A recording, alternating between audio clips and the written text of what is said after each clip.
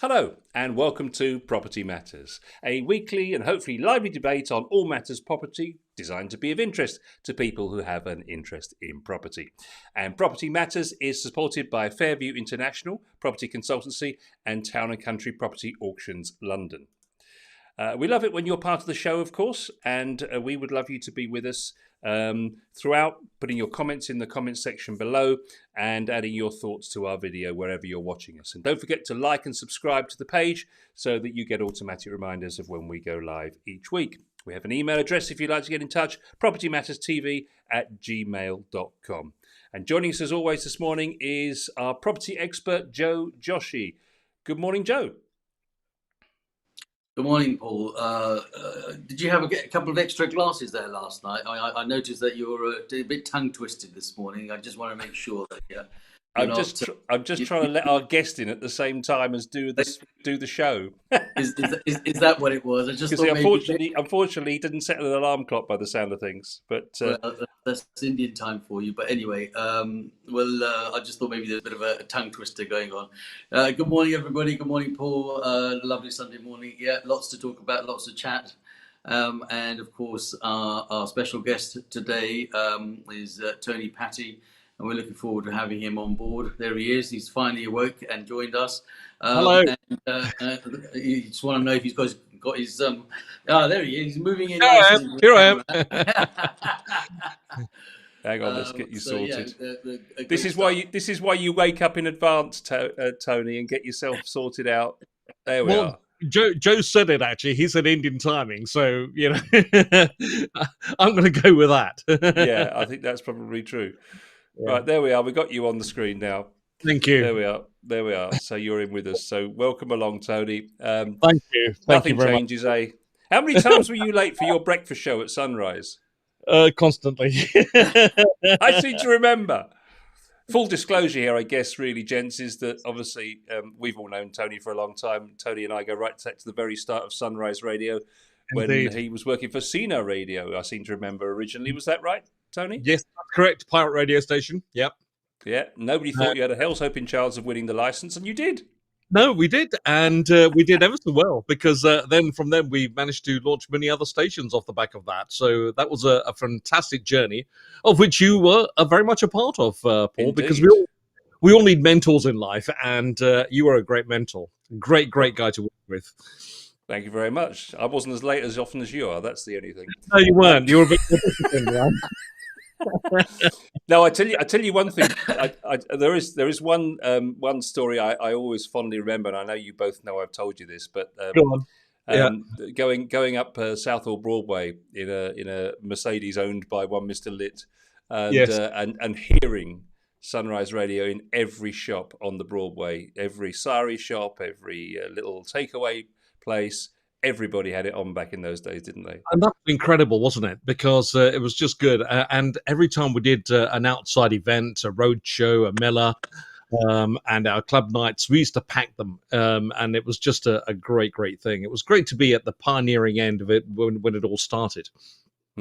And what went wrong with it all, I wonder? The whole radio industry, but that's another topic for another day. We're here to talk about property today, and the reason that you're with us, Tony, is because obviously you've been involved in you are currently involved in a property transaction. We thought it'd be rather interesting to get a view of someone that many of us know from your media career, and also to understand what it's like for somebody going through that process right now. So just give us a little bit of background as to what you're currently trying to achieve. Okay, so I'll tell you where I am right now. I'm living in my parental house where I have been for many years in West London. And we've now come to a stage in our lives where we feel that we need to move out slightly into the suburbs and perhaps have a better quality of life. The problem is trying to find the right property at the right price. And for some very strange reason, prices on properties have either gone up or stabilized in a certain way, despite the stamp duty situation that we've had. And so when you go and see a property, and when you've got a budget of around about £1 million to spend, those properties are quickly snapped up. And the frustrating side of it is that the moment you see a property and you get in touch with the estate agent tells you, "Oh, we've already had an offer on it, or we've had several offers, and you need to improve on that offer." So you might want to go in at 1.1 million or 1.2 million to just get the better offer on the property. It becomes terribly frustrating. So you become trapped in a sort of vicious circle, if you like, Paul. And what happens is that you end up being either priced out or you end up losing the property. And for people like myself who are ready to buy, my house is practically sold. There's a mortgage offer on the table, so I can move really quickly on this. There's no chain, as it were. So it becomes very frustrating this current day and age that we're in. And Joe would know that only too well with his background in the estate agency business, because it's a very competitive environment right now. It's what we've been talking about for weeks, Joe, isn't it? It's what the show is all about. Yeah, great. Thanks for that, Tony. It's great insight, actually, and thank you for joining us this morning. I really appreciate it. Appreciate you getting up a little bit early than you would normally on a Sunday morning. I'm not going to live that one down now, am I? In the current climate, I mean, the days of the getting up for breakfast show and now, Sunday morning leisure. But really appreciate that. The reason why we wanted to have you on board is because Tony and I have been discussing the potential move that the Patti family are in the throes of making, and they were good enough to come and speak to me about the journey, and so I try to give them some guidance as to the best way forward. And fortunately, they have taken those steps and got their property under offer, which is it's always about the horse and the cart in this business. It's a case of what goes first. And most people think, well, I'm going to go and find a house first, and then I'm going to sell my house. And then that life is just a terrible journey. In 40 years, I can't repeat that journey so many times when people actually spend the money, get a survey done on something that they like, and then for love nor money can't give their home away. And then they've actually lost money. And then, of course, every person in that process is a bad person, but that's because they never took good advice. And they would know better. So they'd go out there, look for a property like the one they want, spend the money on the survey, get a solicitor instructed, and then try and sell theirs. And because they couldn't sell their property, they have lost that one. And because they've lost money, then everybody else is a bad person because they've lost money. And that's just because they wouldn't take or heed to good advice. But I said to Tony that basically, put your house on the market, get some interest behind that.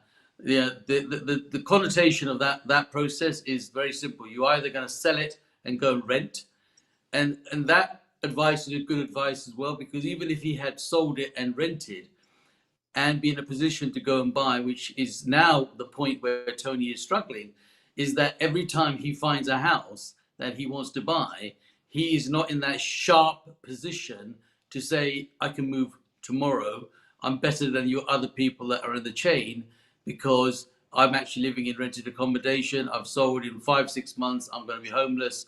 I'm ready to go. But because that chain factor still exists, there's always that danger of that chain collapsing. So somebody else will come along and say, actually, I'm in a better position. So it's always about getting yourself in a position of strength and a position to be able to proceed. So that journey, and so of course the Patti family put their house on the market. They've got a buyer on the property, and they're ready to go. But their competition, for what it's worth, are those that have already sold and moved on. And what's happened in that time is exactly what I suggested would happen: is that prices, because of stamp duty, have been absolutely soaring. So the target of £1 million or £900,000 is now creeping up to 1.1, 1.2 level, and they're still not in touching distance. The good news for you, Tony, is that that moment is about to come to a slowdown as of Thursday of this week, Wednesday this week, 30th, when I would suggest that nobody really should be on the road other than the trucks, lorries, and the hire vans, and the people that have never driven those will be on the road, because they're all going to be moving, because the entire world in the United Kingdom on the 30th of June is going to be on the road, moving their luggage from one property to another. In fact, it will make a really good sitcom because I'm sure there'll be some very interesting moments in that journey. So once that has happened, Tony, the market will start to thaw out a little bit. People will start to unpack their bags and say, right, we got it here, and now we've got to unpack and get ready. And then there'll be a little bit of a correction. So whilst you've had this journey of saying to you, you asked for 1.1, 1.2, you might now be pleasantly surprised that people that hadn't sold at that might be picking up the phone and saying, do you still want to buy my house? And I might do a deal with you. It's just about where that curve on the graph goes. And my learned friend on our left or right, I can't remember where we were sitting here, loves his graphs, and he will no doubt next week or the week after tell me that curve how it's gone. So thank you for coming in and joining us to do that. And that's the journey I wanted in your experience of that story. Without having to go on, Tony. Yeah, the thing is, Joe, you're absolutely right, because there has been this fantastic growth in the housing market. There's been intense activity, which has led to not enough available homes on the market to keep up with demand. And certainly, if we look at supply and demand, nearly 30% below the levels recorded in 2017 and 2019. So here we are in 2021. And the housing market has been affected in such a big way, because if I'm not mistaken, you guys could probably correct me, the annual price growth on houses was around about at 4% as recently as March, nearly double the 2.1% recorded for the same period last year. So as far as London is concerned, we try and find out which region has got the highest average house price with an annual growth, which was only at 2%. So for people like myself, getting down to grassroots level, wanting to move out slightly into the suburbs, better lifestyle, but still have convenience of traveling in and out of London near to a railway or a tube station with transport links is incredibly important. Will that affect house prices? And if it does, is that what people are looking for in this day and age? I sometimes wonder, and what this actually means for us as a house buyer. Go on, Paul. No, you go ahead, Joe. Okay, so in terms of the location is everything about property. In all honesty, Tony, and no matter what happens in our life and journey, and in fact, I was only having this very discussion last night with some people, and it's always about the time of moving, the circumstances of moving, and the way. Now, if I just draw our journey of life back, 30, 40 years. Our whole structure was very, very different, and our wishes and wants and desires were totally different. We came, as you say, you're living in your sort of family home, which was your home for many, many years. And if you look back at that, your wishes and wants were very different to what they are now. And now they're driven by your children, your current way of lifestyle, the way that you move, the fact that our whole world has been turned upside down in the pandemic. Our way of working, the way our life is working is now completely changed. And the way we think has actually been fast forwarded, probably by about 10 years, to make sure that we are now ahead of the game. And the question is, will we ever be ahead of the game? Because there'll always be something else, a game changer. So now that we're working from home, now that we've got all these situations, people think, well, actually, I want to move out to the country a little bit. I want to have the choice. I want to have the fresh air. I still want to have the accessibility to be able to get in. But once you get out, the chances of you really wanting to get back in, unless you're going to the theatre for a nice dinner, or as you would be, hosting some function back in central London, the wish of the family and the want will be actually not necessary, because they will build a life around the areas that you will move to. And the reason I say about time is that there's a certain point in time that people should and shouldn't move. And I find that sometimes when you have passed the age of 60, 65, then probably the time is to stay where you are. But if you're in your sort of, 40s to 50s, up to 60 maybe, and your children are still growing, because obviously parents became parents much later in life, Whereas 40 years ago, parents became parents when they were 21, 22, 24 years old. Now parents become parents when they're probably 35, even 40 years old. So the whole span has moved completely. And therefore our desires are different. The reason I say it's about time is that sometime later in life, the worst thing you can ever do is move, because it really puts you out of sync with the rest of your life.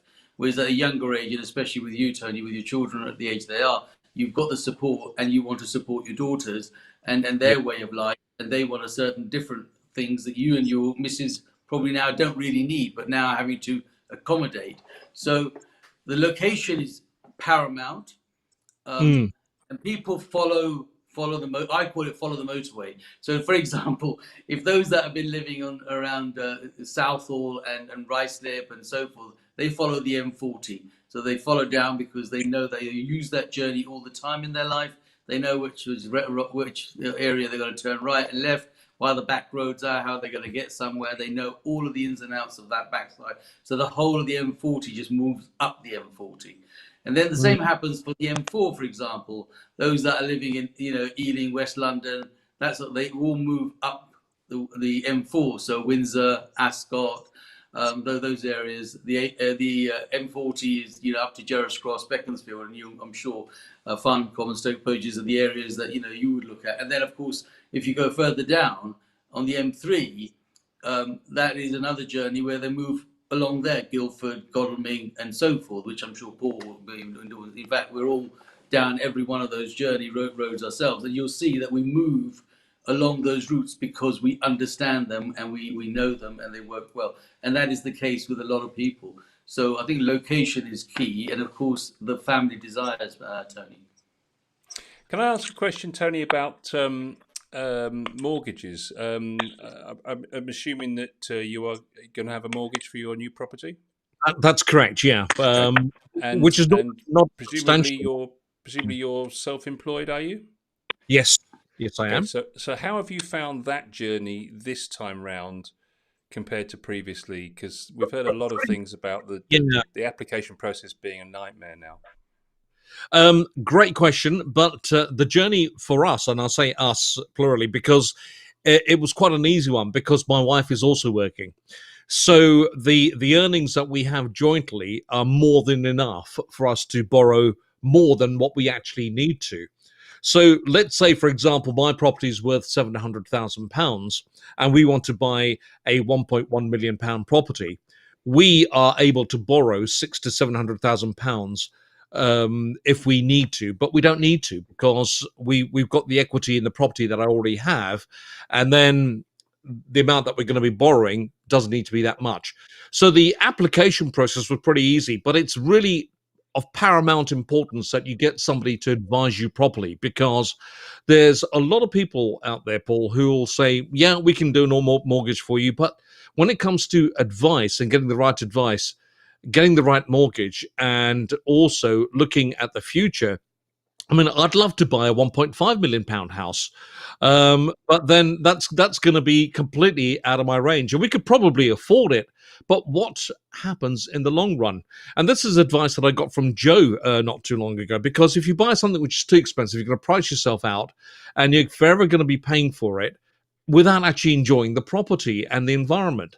So it's important to get the right advice. So make sure you live within your means, get the right mortgage. And the other thing to look at, of course, is that we live in a fantastic age where you can get interest-only mortgages. So what happens is that for the first year or 2 years or so, whilst you're settling in, you get your interest-only mortgage, which is what we're going to go for. Then when we settle in, then we can increase the amount and bring it up to a level where we're comfortable to pay it back with. So your question is very relevant to us. Getting the actual mortgage wasn't difficult, but I can understand the many hurdles that people might have in getting the mortgage and proving their incomes.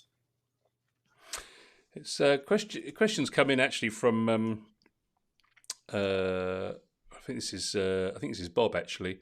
Tony, could you have kept your original home and bought in that case?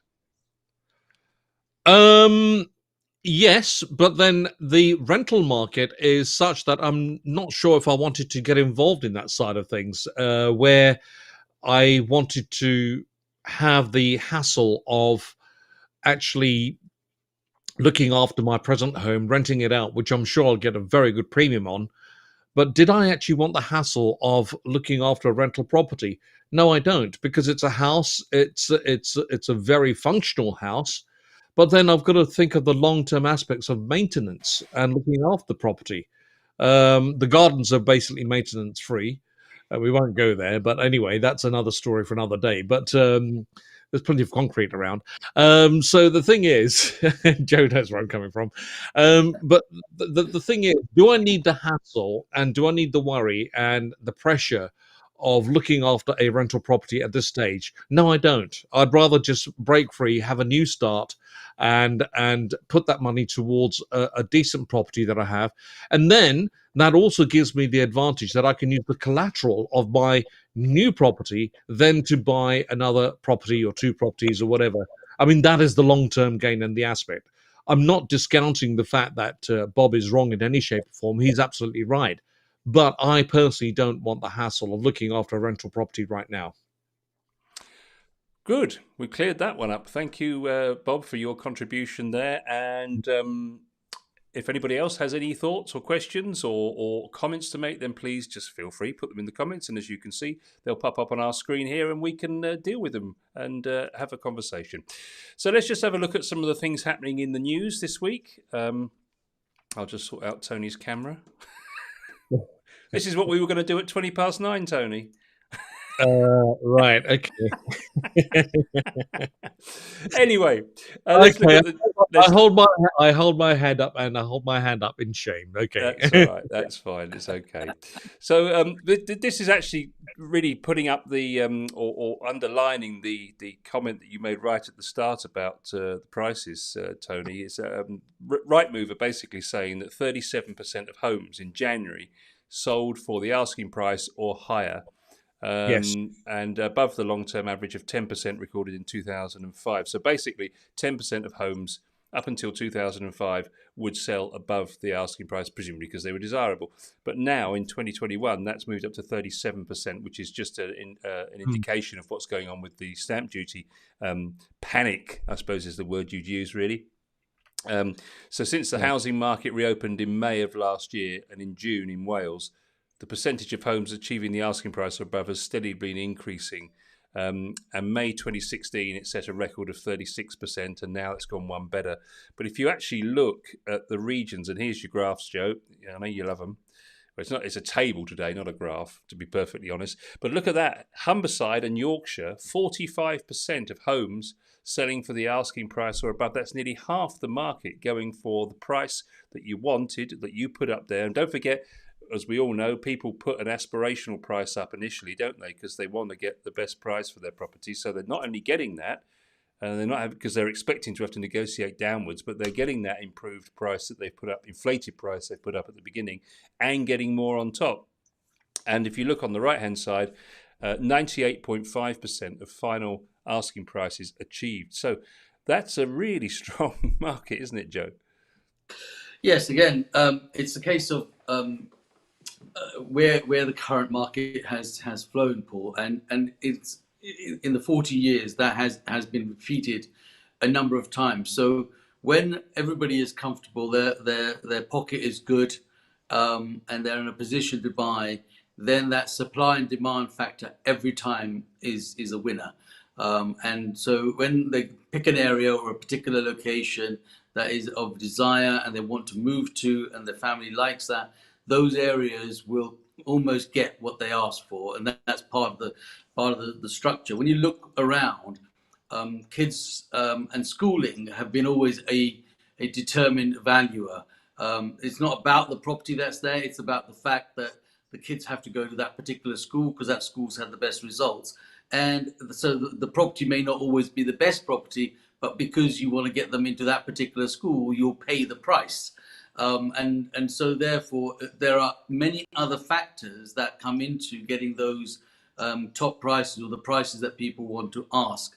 If the other bits, the other components didn't fit in, the other cogs didn't work, then naturally, if it's just one thing, oh yeah, here's my house and this is the price, take it or leave it, the chances are most people will say, well, take this or we'll leave it.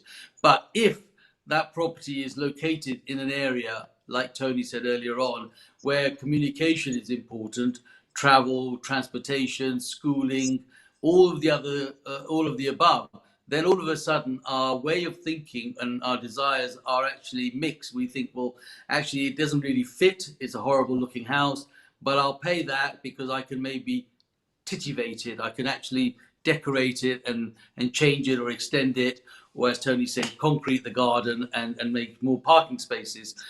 So all of those things do come into it. And that's what determines the prices of those particular areas. So there are other connotations that help, but that will change a little bit going forward, but it doesn't actually underline those areas. The areas that will change are where there are lesser of those desirable points. And people think, well, I don't now, my generation, my kids are growing up, for example, I don't need the school, but I like it because it's got that nearby and it's got this particular, maybe park or theme or shopping center, or whatever those things are. So the lesser, and then the valuations get different. What they'll do is they'll say, well, I don't want to pay 100,000 because he's asking 100,000, but I might pay 90,000 because it's not quite fitting the requirements that we want. We'll pay the 100,000 because basically it's a needs must. It's interesting to see that the number of transactions is starting to cool. So we're well past the boiling point, I think. If you look at transactions since March, they've actually dropped by 71,000. But having said that, May was still 138% higher than it was in 2014. So 114,000 transactions, 114,940 transactions in just 1 month, which is quite astonishing. But there is a suggestion that the number of or that the prices are going to cool, and actually a suggestion that in August they're going to actually level out or fall, which I guess can be partly seasonal, but also a reflection of the fact that the excitement of the stamp duty holiday, if that's the right word, is calming. Yes, so on that particular point, I refer back to my good news for Tony earlier on, is that basically as that part cools off this week and we fall into a seasonal, normal holiday season coming forward, it's come July, kids break up, August normally, focused on being away. This year, staycation is the operative word, because obviously now that Matt Hancock's been, sacked and done naughty things, they'll need a little bit more time to settle in, and our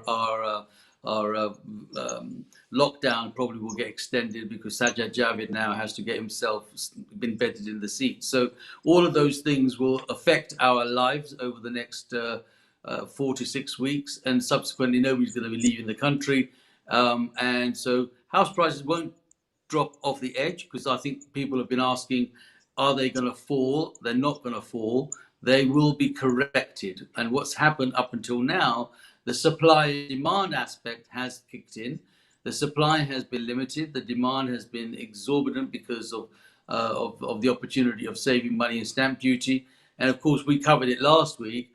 Even the savings of the stamp duty have not actually been worthwhile in this last 4 or 5 weeks, because the house prices have gone beyond the savings that they would have had in stamp duty cost. So if you're saving £15,000 in stamp duty, you're probably paying more than £30,000 in the increase of the value of the home that you want to buy.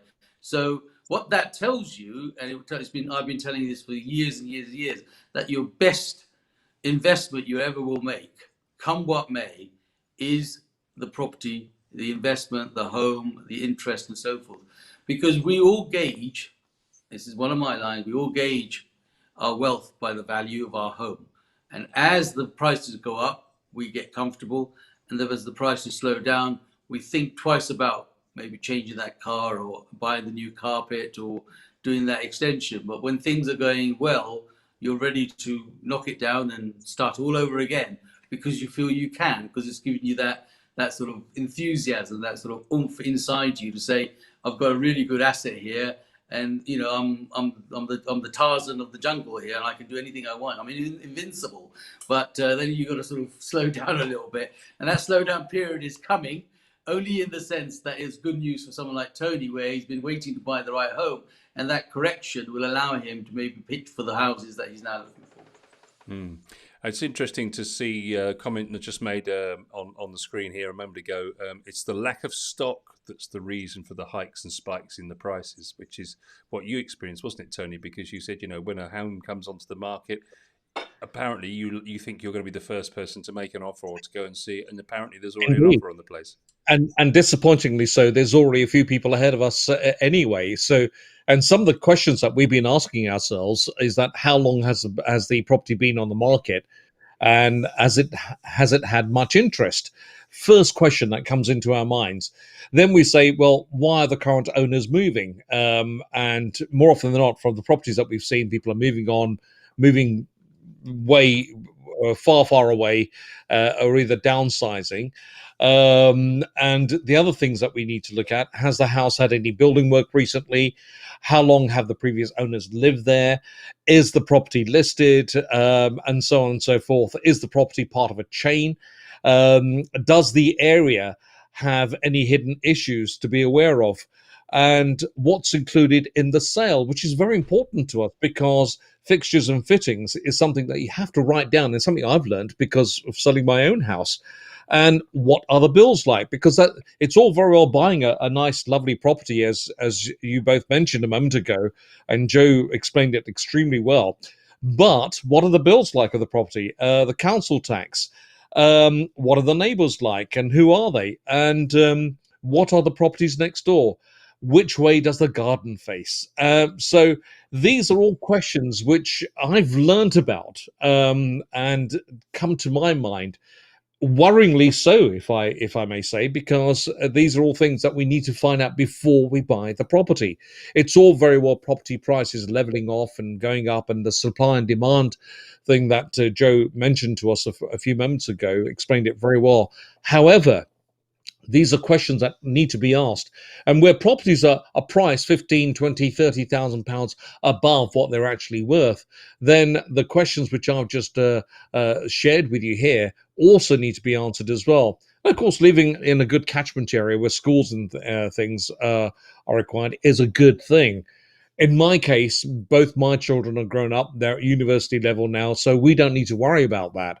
But there are other things that we do need to worry about, such as what's the local internet connection like in the area, because that's very important. Because I mean, where I am, I'm lucky, I'm quite good, which is why I'm on the air with you right now, only just. But the internet connection needs to be good as well in the area. So these are all factors that need to be taken care of. And for love of money, you can't do that just like that, a snap of fingers. You need to do a lot of research, and by the time you've done that, you've been outpriced, and somebody's gone in and made a better offer on that property. So you're back to square one.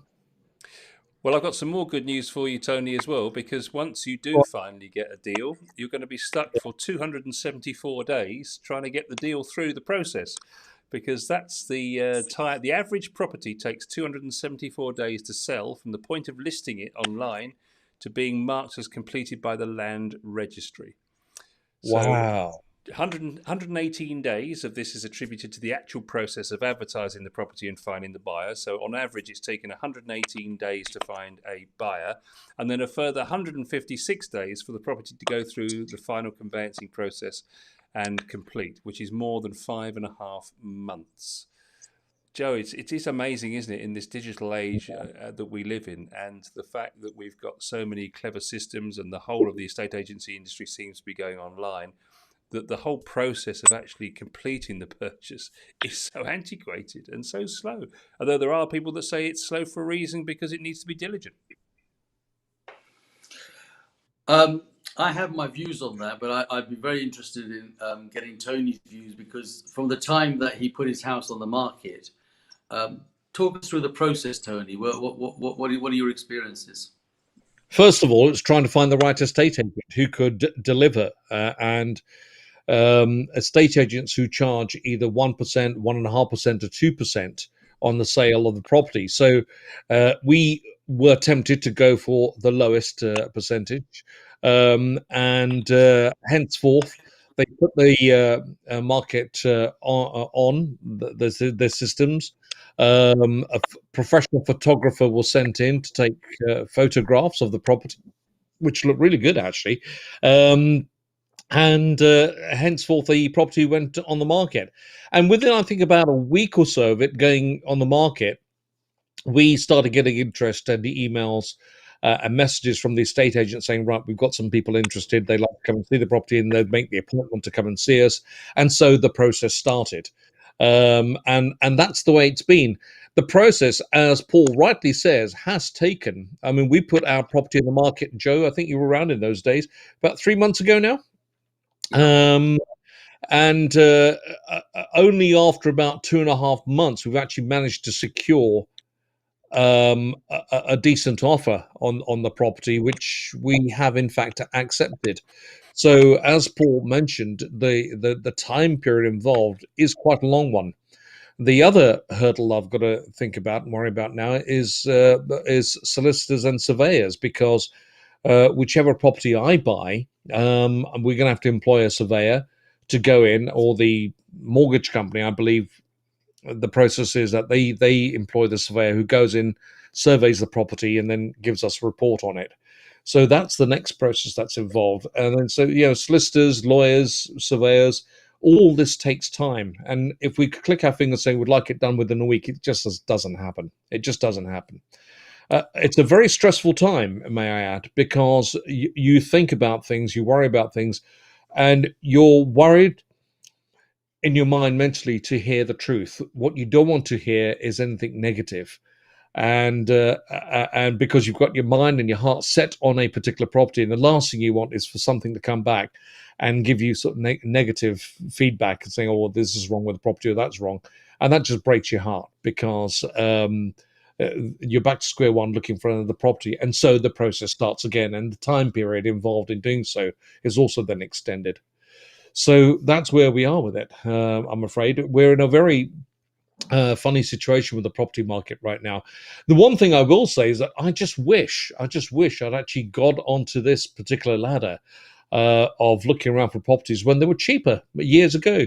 The same property, when we do our research, the £1 million property, for example, if we look at, and we go back into the records and look for what that property sold for back in the day, those properties were selling for 600,000, 700,000, 800,000 pounds. And now, today, they're selling for £1 million. So I just wish I'd actually got onto this property ladder scenario a long time ago, because I probably would have ended up saving a lot of money. Well, the good news is, Tony, that you are actually on the ladder. So getting on would have been another journey. And the fact that you are already on the ladder and just climbing to the next run of the ladder is par for the course of the way the system works in this lovely country that we live in. In terms of the system itself, I'm grateful for your input on that, and I just wanted to sort of cover some of the points in contrast to where you were. Yes, it's absolutely right. My advice to you and to anybody that comes to see me is always, if you're selling, get your property on the market and get it sold and get a buyer behind you. The problem in the question that Paul has raised in the time span comes again because of the lack of knowledge that your agents have, lack of advice and guidance that they can actually give you. And that is where the 2%, the 1.5%, and the 1% variation comes. You know what they say, if you pay peanuts, that's what you're going to get. So the question is always about the knowledge, and that knowledge sometimes, whilst we look at the short term and go, actually, we're saving a lot of money, if you put time against money, which is where my 40 years experience comes in, then if you'd listen to what, if a client would listen to what I'd said, you probably would have been on a journey much, much further. So to give you some tips on that, when you're instructing someone, and this is global, this is not just for the purpose of Tony Patti, it's just general. And when instructing an agent, at the same time, you should rightly instruct your lawyer to get some of the contract paperwork ready. You should have your inquiries done and dusted, so forth. What happens currently is that actually that part of the system actually is only triggered when you think you found yourself a buyer. And then all of a sudden they instruct a solicitor. So imagine the time journey from, say, January 1. We use the annual calendar as a guide. January 1, you put your house on the market, and then mid-February, 6 weeks down the road, you find a buyer. 6 weeks down the road is when you're actually going to instruct your lawyer and probably think about answering the questions that are on your CPA inquiries to make sure that you're telling him what is involved, which side your garden fence is that you own, when the last extension was done, all the questions that are left there. That starts 6 weeks after you put your house on the market. Now, if you had actually dealt with those questions and that documentation at the beginning of January, when you put the house on the market, and January 2nd, January 3rd, you got yourself a lawyer who actually did that, you've saved 6 weeks of waste of time. People don't do that primarily because they think, well, actually, I don't want to incur costs. I don't want to spend money on my solicitor. Actually, you are spending money on your solicitor, because when you do it 6 weeks down the road, you've just wasted 6 weeks of time, and that is also cost you money. And that time factor, if you take it on board, will mean that you may miss the opportunity of buying that next home. And if that next home is now cost you £30,000 more than you're going to pay because you're not quite strong enough to move, you just paid a lot more money because you didn't take the heed of the advice at the beginning. So the point is, if you'd actually taken on and dealt with the things in the system, you'll be ahead of the game. However, it is human nature. It's human nature to say, I'll do this tomorrow. And then you say, actually, I wasn't told that because my agent didn't tell me. Well, the agent don't tell you because the agent doesn't actually understand the process. All they do is sell. They'll do the viewings and they'll make that. They're very good at that. We can't take that away from them. But you can't say that they've actually had the experience and they can't pass that experience. And that's the price. That's the value of the experience that you will look at. So anyone listening or watching this and understanding it, there is a very positive set system. I've done it for 40 years of my life. I've got loads of clients that come back to me time and time again, knowing full well that we will give them that right advice. We give it because we've been experiencing it ourselves. And then that process, that time process that Paul is talking about, can be shortened. But the solicitors will start to talk to each other 6-8 weeks after you've started. And then the process begins of the survey and the mortgage and so forth.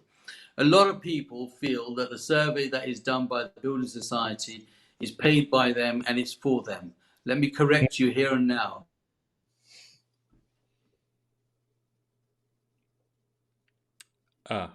Joe, I think you've muted yourself there.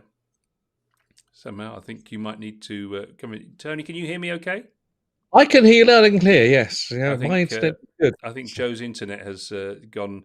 I'm just going to point out to you, hopefully you're not looking in Barnet, because if you can see on the screen there, Barnet, total time to sell from first listing to completion, 510 days. Wow. And that's basically from the time you put it on the market to actually having the land registry register the property in your name, which can take a long time as well. So 510 days, which is quite something. But hopefully Joe's. Oh, oops! I've just Joe. Can you log back in again if you can? There he is. Let's just see if we can get him up here. There we are, Joe. Technicals live on screen. He's gone. So again. 510 days, just over a year, just to buy or sell a property, which is a long time. Yeah. And there's a cost factor involved in this as well. I mean, there's one thing that we will share as soon as Joe's back online, and that is when buying a house, people like myself, we don't know how to haggle. So what are the tactics that we need to employ to haggle to buy a property? Because even that process takes time, and we've seen Barnet with 510 days, which is incredible. So I'm just looking at some of the figures here.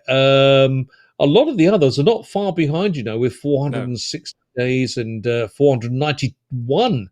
If you're in Leicestershire, it's going to take you just over 15 months from when you leave the portal. So when your property comes off the portal, and to it actually completing, and that includes everything from that point right the way to registering the piece. I mean, you'll have moved in sooner than that, but the registry office won't have completed its land registry office won't have completed all of its paperwork until the end of that period, roughly speaking, on average. So yeah, I mean, it's and the issue really is about how can we make that process more digital, more streamlined, and just more efficient, because it shouldn't be that difficult. But of course, lawyers have a vested interest, one would argue, to keep it that way, because that obviously they can justify the fees that they have at that point. So and you know, certainly, I mean, you can't generalize with lawyers, but a lot of lawyers are very technology averse and probably wouldn't like it if they had to go digital and online. To be fair. Joe, you okay? Did you run out of battery or something? No, my friend, somebody phoned up in the middle of it. You know, they were desperately talking to me about their house move. And I just said to them, I said, now is not the time. And I just had to get them off air very quickly. I think the problem was that they were so excited about my advice, they wanted me to be instructed straight away. And I said, if you're looking for a good agent, I'll be back very shortly. But here's my short break, as they say on live, you know, and that's what I did. I took a short break. Well, people can see that we're live, that's for sure, this week. Right, let's get back to some. This is an update, really, on a story that we've been running for a while, because we were talking about the fact that you know, a lot of modern flats, in particular, are leasehold, and some of the ground rents and some of the contracts that these leaseholders were signing were very cruel. And there's some data that's come out in the sense that 57% of people told a survey recently that when they signed their lease, they didn't understand what they were signing. They don't understand what the leasehold agreement was. And of course, then they get this whacking great big shock when they realise that their ground rent has gone up, has doubled in so many years. But now the Competition and Markets Authority have basically come in and said, right, it's going to have to stop. And Aviva and Persimmon Homes were two of the companies who are already beginning to suggest that they are going to change their contracts. Aviva will remove clauses with some leasehold contracts that mean ground rents double every 10 to 15 years. Instead, rents will increase in line with RPI. They'll be able to buy the freehold at the property at a discount, while homeowners who've already purchased freeholds will get some money back. So basically, they've been pretty strong with them, and also some investment companies have been told to change their contracts as well, Joe, because they go. I'm just looking for the names of them here now. Briganti Properties and Abacus Land and Adriatic Land. They need to. The CMA have said you've got to remove doubling ground rent terms from your contracts or face going to court. So they mean business. Yes, so the ground rent aspect of the business, Paul, is a long-term thing. So I'm going to liken it to something that we both, and all of us, will probably be familiar with, and it's like the man from the Pru with the bicycle clips who came around to collect the £10 premium before direct debits and banking world came live. So it's a drip process. And so what happens is when you sell a block, for example, of 100 properties or 200 or 10 or whatever that might be, the freehold aspect of it is either kept by a company, and the ground rent is their drip income that they will get. So every so often, every month, every year, they get a certain amount that will come. And if you collected that over thousands of properties that are a part of the ground rent process, you can imagine that there is a drip process of money coming in. It's a lot of time, a lot of management, but it's a process that means that there's a regular amount of money that comes into the system, and they then invest that money into raising more capital, perhaps on the market and so forth. And so there's a level of investors that just buy ground rents. And so those companies that you've quoted are probably some of those companies that buy it. And they buy it because the contents of the lease says that after a certain number of years, the ground rent would double. So therefore, all of a sudden, they're getting a double. So take that as a picture of 100 properties in a block. and then 15 years after the first, £150 a year ground rent, it's now become 300. So all of a sudden they can raise the money based on that income coming in. I think it's called leveraging up, as the term goes, and so they raise more money. The problem with that is, of course, the guy who has to pay it, i.e., the owner and the leaseholder. Then and then the biggest problem comes when they're trying to sell it, and then the new buyer says, "Well, hang on a minute, that's too much money. I don't want to be. I've got a mortgage of £600 a month. I've got a service charge of XYZ a month going out. I've got my insurance, my buildings insurance, my this and that and so forth. And then on top of that, this ground rent that actually is nothing. I'm not getting any benefit out of it, but I'm having to pay it."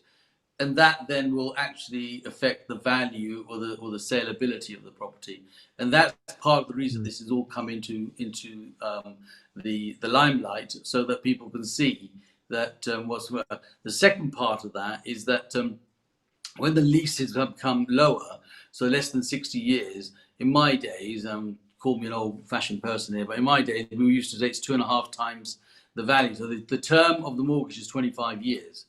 So if you had a lease on a flat that was above 2.5 times that pie, your lease was okay. But if it fell below that, so if it became a 50-year lease, then you're going to have to pay quite a lot of money to the landlord who charges you the ground rent, the privilege of increasing the lease. And that's why, of late, all of this has come into the limelight, because people are having to pay exorbitant amounts of money for simply to increase the terms, and that's part of the reason the investors buy that, and this is that story. So I think it's very important that people do read the leases that they are signing, and moreover, it's down to their conveyancers and their legal advisors to make sure that they fully understand what they're actually going to be signing. They have said that they're capping the. So following the changes, Persimmon Homes will cap the purchase of freeholds at 2,000 for anyone that bought a long leasehold since 2000. What's interesting is actually there's no actual sort of cut-off deadline date being set. So one can imagine that, yes, we will change this, but the big question is when. Of course, I guess there is the threat that if the CMA don't see action promptly, they will take them to court. So I suppose there is some pressure on them to that extent. But one imagines that this could be kicked into the long grass for a little while, perhaps. Yes, it will be, and it is a time thing.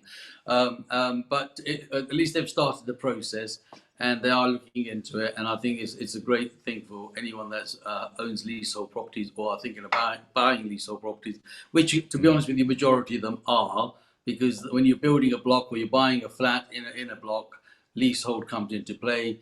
But obviously, the government suggestion is that the new leases should be longer leases, and so subsequently some of these issues will just be brushed under the carpet because the term is longer. And when you talk about 980 years of a lease, that's several lifetimes of all of us sitting here before we would actually need to get into that discussion. So it's a different ball game altogether.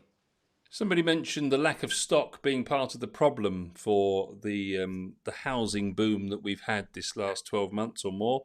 And really, that story has come up in the news this week. There's two angles to this story. There's a green angle to it, but there's also a wider issue that I'd rather focus on because it's relevant to Tony as well as our rounder discussion.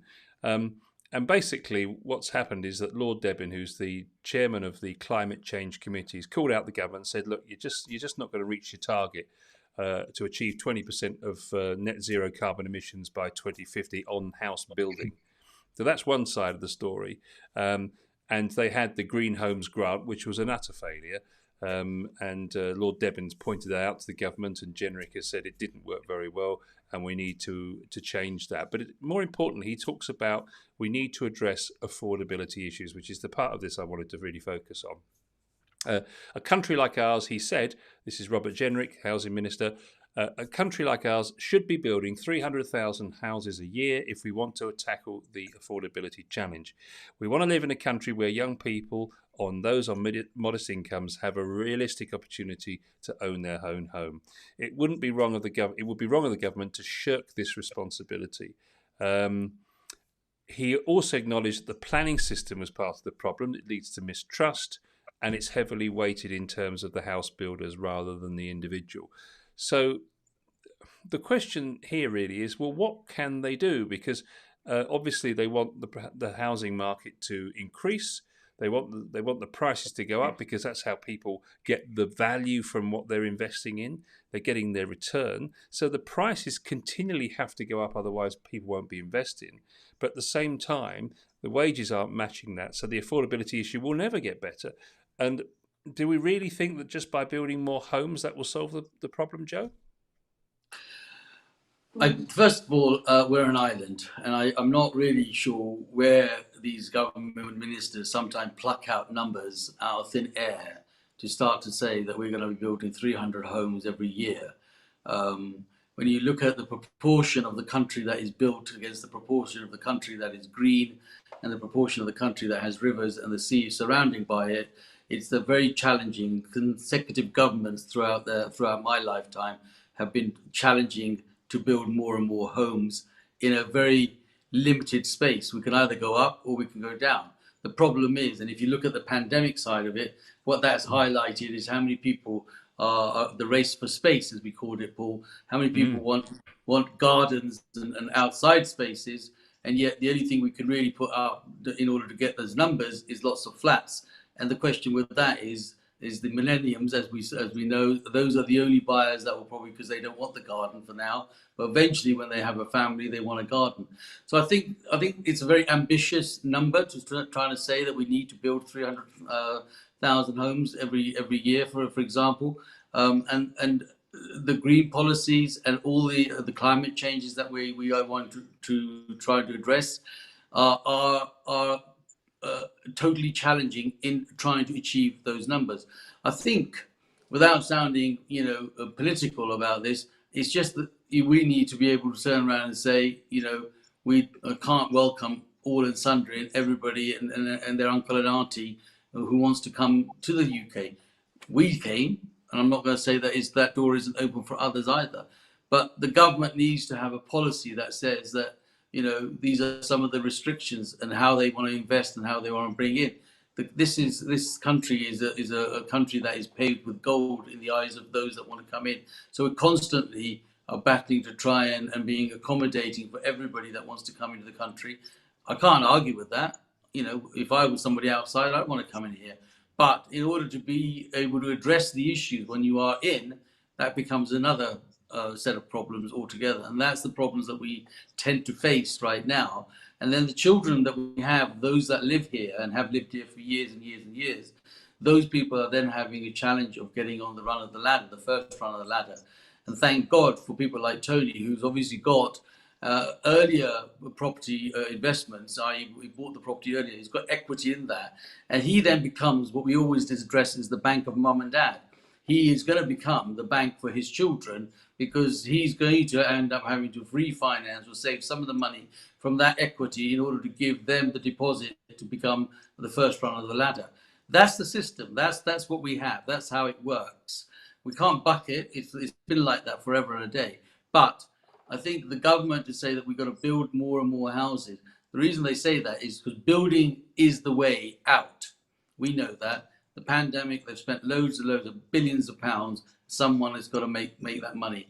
Property is the only way, and it's related subjects, be it carpets, curtains, DIY, whatever you want to call it. It all comes off the back of the housing market, and therefore the housing market throughout the pandemic is one of the only markets that has done well. We're talking about increases way beyond what your savings are ever going to be in the bank. The banks are asking you to pay them to keep your money now. They can't give you the interest, but you can go and buy a house and turn it into, as Tony said, 4%, double the money from last year, and a 20% increase in the year in some cases. So, I think it's a challenge that they've got, but it's good talk. I'm not sure it's actually deliverable.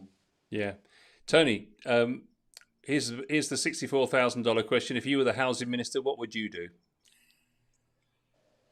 Um, I'd take away this nonsense of stamp duty and everything else for starters, and try and also look at the financial institutions who are lending money.